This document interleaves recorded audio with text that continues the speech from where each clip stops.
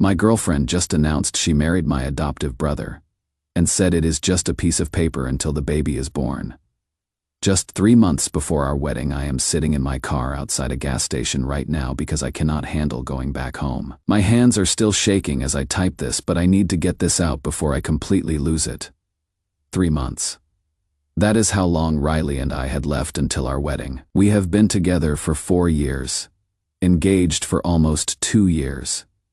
I had the ring custom made. We had already sent save the dates. My suit was hanging in our closet. I thought I knew this woman completely. This morning, I woke up to my phone buzzing non-stop. Riley had posted on Instagram at 3 a.m. while I was sleeping. The first photo was a marriage certificate with her name and my adoptive brother Mason's name on it. The second photo was Mason with his hands on Riley's very pregnant belly. The caption read, "Officially making our family legal. Sometimes the heart wants what it wants." My mother commented, "So happy for you both. I will help with everything once the baby arrives." I sat there staring at my phone screen for what felt like hours. Finally, I commented with just a question mark, because what the hell else do you say when your entire world implodes through social media? Immediately, my phone started blowing up with messages from Riley. "Look, he is only marrying me for the baby's sake. Okay, once everything's settled legally, we can get divorced, and you and I can get married like we planned. Don't make this weird. Your mom even thinks this is the best solution for everyone." I read those messages over and over, trying to process that she was talking about marrying my brother, like it was some minor scheduling conflict. Then came the comments from our mutual friends. Riley's sorority sisters thought it was hilarious. 2 brothers, 1 girl, keeping it in the family. Some guy from Mason's work wrote, "Mason gets weekdays, Chris gets weekends." People were literally making jokes about sharing my fiancée like we were talking about custody of a dog. I deleted every photo of Riley from my social media and posted single and looking. Any ladies interested in a guy who apparently shares well? Within 10 minutes, Riley was calling me screaming, "Are you insane? It is just a piece of paper until the baby's born. Why are you being so dramatic? You really think posting something pathetic like that is going to make me jealous?" Then Mason commented on my post, "Dude, chill. She just wants our kid to be legitimate. It is not like I am actually stealing her from you. After you guys get married, our son can have 2 dads." My mother called me selfish and ungrateful, said I was getting to help raise a baby without doing any of the messy work, and should be thanking Mason for stepping up. Sarah, my best friend from childhood who moved across the country for college, had written, "I am interested." Sarah and I grew up next door to each other. We made this stupid pact when we were 12, that if we were both single at 30, we'd marry each other. I hadn't thought about that in years. She called me an hour later. "Chris, I have been waiting for you to figure out that your family treats you like garbage. I have always hated how they use you, so there is no way I had ever get involved with their drama. I don't have psycho ex-boyfriends. I have been building my career, and I don't come with a bunch of emotional baggage." While she was talking, I got a notification. She would send me documents, financial statements, property deeds, investment portfolios, her entire financial picture. "This is everything I have. I am not playing games or making promises I cannot keep. Do you want to build something real with me?" I remembered when we were 10 and Sarah saved up her allowance for 3 months to buy me a Pokemon card I really wanted for my birthday. She always gave everything she had without expecting anything back. "Yes," I said, and meant it more than I would meant anything in months. "I can transfer back home in 2 weeks. Will you wait for me? Promise you will not let them talk you out of this." Her voice carried the same vulnerability it had when we were kids making pinky promises. "I promise," I whispered. After we hung up, my mother stormed into my room demanding the watch. "My grandfather left me. Mason really likes it and thinks it would mean a lot to have something from family for the wedding." I handed it over without argument. What was the point of fighting anymore? But Mason couldn't resist rubbing it in. He put the watch on right in front of me. "Thanks, bro. You know, this actually looks better on me anyway. Just like Riley, she fits better with me. What is mine is mine." I left the house, and I am not going back tonight. My grandfather's dying wish was to see me settled with someone who would truly love and support me. Riley was never that person, but maybe Sarah could be. The worst part is realizing this has probably been going on for months. Riley's about 7 months along based on the photos, which means this started right around when we got engaged. Don't ask me why I just found out she was pregnant, because she always wore loose shirts to cover her belly every time we met. She also said she wanted to save our first night for our wedding night, so I never thought about it. I feel like such an idiot for not seeing it sooner. Edit. Thank you to everyone commenting. This is helping me realize I am not losing my mind. Edit 2. For those asking about the timeline. Yes, the math means this affair started almost immediately after our engagement. I am trying not to think about that too hard right now. Update 1. It has been a week since my original post, and I wanted to update everyone because things have gotten much worse before they got better. Thank you to everyone who reached out. A lot of your messages helped me understand that what my family is doing isn't normal, even though they keep telling me it is. Sarah flew back early. She showed up at my apartment Wednesday with moving boxes and said, "I figured you would want to get your stuff out of there before they take that too." She was absolutely right. We spent Thursday loading up my belongings while my parents and Mason were at work. I was going through my desk when I found the letter Riley wrote when she said yes to my proposal. My hands trembled as I read it. "Chris, you are everything I ever wanted in a partner. You are kind, loyal, and you make me feel safe. I cannot wait to build our future together." I actually laughed out loud at how meaningless those words turned out to be. I tore that letter into Sarah went to answer, and I heard Mason's voice getting louder and more aggressive in the hallway. "Where is he, Chris? Get out here. We need to talk." I came out to find Mason pushing his way into my living room. He looked terrible, hair greasy, shirt stained, dark circles under his eyes. "Chris, enough with this tantrum. You are embarrassing the whole family. Riley's scared and pregnant, Mom's stressed about the baby, and you are acting like a spoiled child who didn't get his way." Sarah stepped between us. "He doesn't want to talk to you." Mason looked at Sarah with pure contempt. "And who are you supposed to be? His backup plan.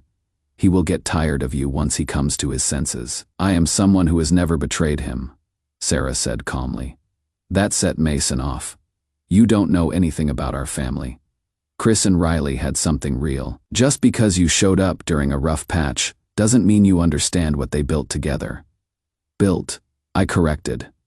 "What they built, past tense." Mason turned to me with desperate anger in his eyes. "Chris, be realistic here. Riley needed help.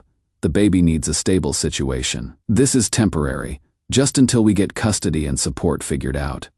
Then you and Riley can go back to your original plan. You married her, Mason.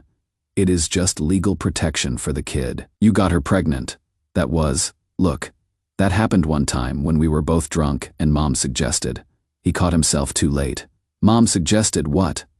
Mason ran his hands through his hair. "She said Riley was young, and maybe if she had a baby she'd mature faster. And you weren't ready to be a dad yet, so maybe I could help out temporarily until—" The room went dead silent. Sarah looked shocked. "You planned this," I said quietly. "All of you." "It wasn't supposed to go this far," Mason said. "The pregnancy was a surprise. But then Mom said we should make it official for the baby's sake. And I figured after the kid was born we could work something out where you and Riley could still get out." "Chris, get out." Mason started moving toward me and Sarah immediately stepped in front of me. She said, "Leave." "I am not going anywhere until he stops being dramatic," Mason said, trying to push past Sarah. That is when it got physical. Mason shoved Sarah hard enough that she stumbled backward into me. Sarah recovered quickly and got between us again. "Walk away. Just walk away," she said firmly, but Mason was beyond reason. He swung at Sarah. She ducked and managed to grab his wrist, redirecting his momentum toward the door. "If you touch him or come back here, I am calling the police," Sarah said, forcing Mason outside. "You cannot just throw away our family because you are jealous." "I am not throwing away family," I said. "You already did that when you decided to steal my life." Sarah closed the door and locked it. Her knuckles were scraped from deflecting Mason's swing, and I could see a bruise forming on her shoulder where she would hit the wall. "I am sorry," I said, getting ice for her injuries. You shouldn't have had to, hey. Sarah caught my hand. This is what people do when they actually care about each other. They protect each other. We sat on my couch and I told her everything Mason had revealed about my mother's involvement, about how they had planned my life around their convenience. They never saw you as your own person, Sarah said, just a supporting character in their story. She was right. I was the stable backup plan while she figured out what she really wanted. To my parents, I was the reliable son who should be grateful for whatever place they assigned me in the family. To Mason, I was the brother whose life he could borrow when it suited him. But to Sarah, I was just Chris, the boy she had known and cared about for 20 years. That night, Sarah helped me arrange all my stuff in my new place. When I woke up the next morning in my own space, with no one demanding explanations or gratitude or understanding, I felt something I hadn't experienced in months: actual peace. My new apartment is small, but it is mine. No one here expects me to be grateful for scraps, or to share what is mine with people who see me as disposable. Edit. Several people asked if I am pressing charges for Mason pushing Sarah. We discussed it but decided we just want to move forward without more legal drama. Edit 2. To those asking about my mother's involvement, yes, I am starting to see this goes much deeper than just Riley and Mason. Still processing all of that. Update 2. It has been 3 weeks since my last update and I need to share what happened because it is honestly insane. First, thank you again to everyone following this mess. Your support has meant everything to me as I have navigated this situation. Sarah and I have been settling into a routine. She transferred her job back here and we have been taking things slow, rebuilding our friendship before anything else. It has been really nice having someone in my life who just wants me to be happy without any ulterior motives. Last Tuesday I was coming home from work when I saw Riley sitting on the steps outside my apartment building.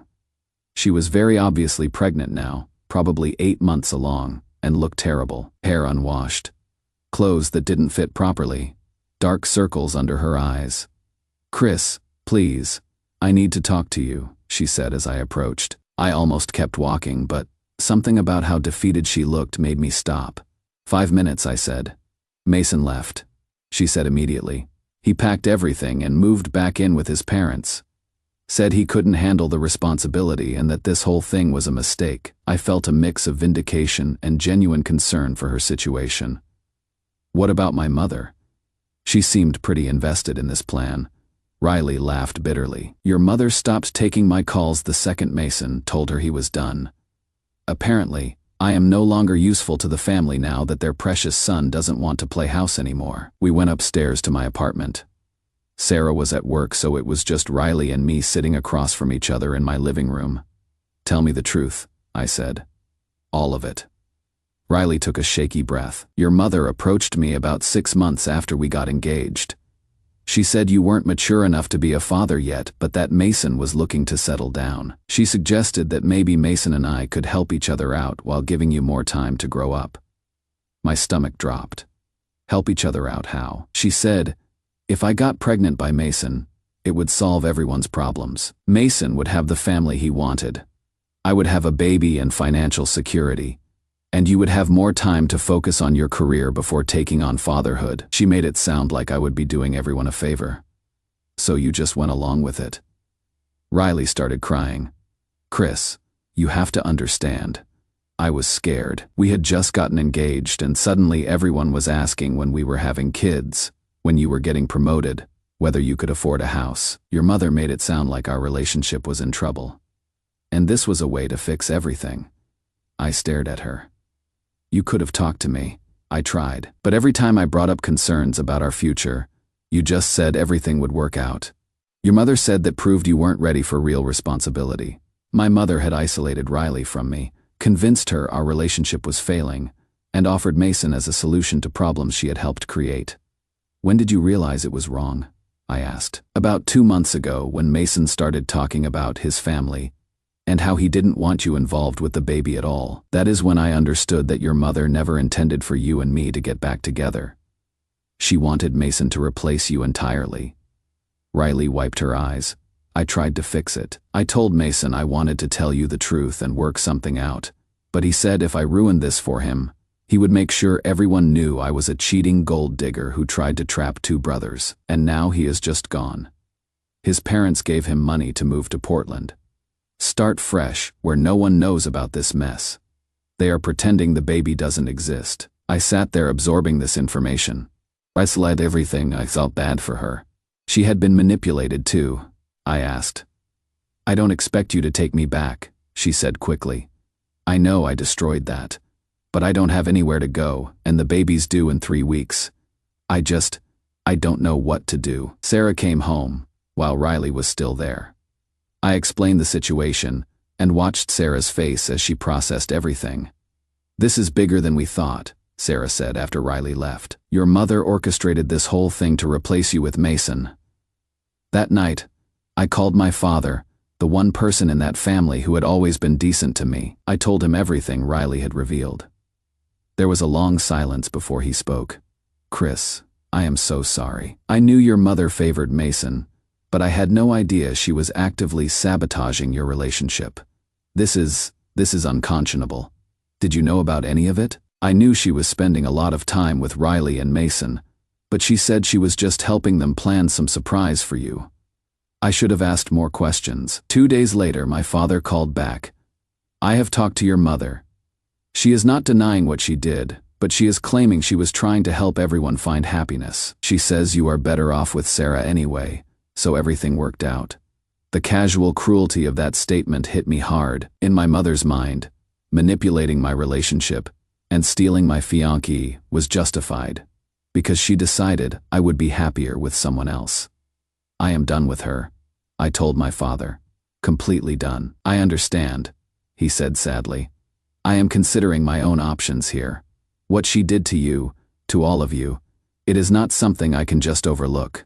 Riley had the baby last week, a healthy boy. I sent a gift card and a note saying I hoped she and the baby were doing well, but that I wouldn't be involved in their lives. Sarah and I talked about whether that made me a bad person. She reminded me that I didn't owe anyone access to my life, especially after what they would put me through.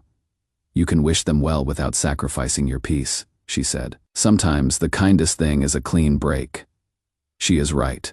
I am building something real now. Something based on honesty and genuine care. Edit. A lot of people are asking if my father left my mother. He moved into their guest house, and they are in counseling. But he says he cannot look at her the same way after this. Edit 2. For those wondering about Riley, she moved back to her hometown where her parents are helping with the baby. I genuinely hope she is okay, but that chapter of my life is closed. Final update: it has been 4 months since my last update, and I wanted to share some really positive news with everyone who has been following this journey. Sarah and I have been taking things one day at a time, rebuilding our friendship and exploring whether we could have something real together. The answer, it turns out, is absolutely yes. Last month, Sarah took me to the same park where we used to play as kids. We were sitting on the old swings talking about childhood memories, when she pulled out a ring box. Chris, she said, looking nervous for the first time since she had moved back. I know this is unconventional, but I have loved you since we were 12 years old. I want to build a real life with you. Not because we are escaping something bad, but because we are choosing something good. The ring was simple and perfect, nothing flashy or overly expensive, just exactly what I would have picked for myself. I know you have been through hell with relationships and family, she continued. I am not asking you to rush into anything, but I want you to know that I am all in if you are. I said yes, before she even finished talking. What struck me most was how different this felt from my engagement to Riley. With Riley, everything was about timelines and expectations, and what other people thought we should do. With Sarah, it is just about us and what we want to build together. We have been planning a small wedding for this fall, nothing elaborate, just our real friends and the family members who actually support us. My father will be there. My mother will not be, and I am completely at peace with that decision. The past few months have taught me that family isn't just about blood or legal papers. It is about people who show up for you consistently, who protect your interests as much as their own, who celebrate your happiness without trying to control it. Sarah does all of that. She has also helped me understand boundaries in a way I never learned growing up. When my mother tried to reach out through my father, asking if she could explain her side, Sarah supported my decision to decline without making me feel guilty about it. Some bridges are supposed to stay burned, she said. Sun protection. We have also talked about Riley and the baby. She is in therapy, working part-time, and her parents are helping her raise the child. Child support but hasn't seen the baby since leaving Portland. Sarah asked if I ever wondered about the kid or felt any responsibility toward him. Honestly, I do sometimes wonder, but I have accepted that my involvement in that situation would only create more problems for everyone, including the child. You can care about someone's well-being without being responsible for their happiness. Sarah reminded me, that baby has a mother who loves him and grandparents who are involved. That is enough. The hardest part of this whole experience was learning to trust my own judgment again. When everyone around you is telling you that black is white and up is down, you start doubting your own perceptions. Recovery from that kind of manipulation takes time. Sarah has been patient with my moments of self-doubt, decisions or worry that I am being selfish. She listens and then gently reminds me of not in a condescending way, but like someone who genuinely wants me to see clearly. We are looking at houses now. Sarah wants a big kitchen because she likes to cook. I want a garage where I can work on my car. We are both excited about having a garden and maybe getting a dog. These are normal relationship goals. Boring.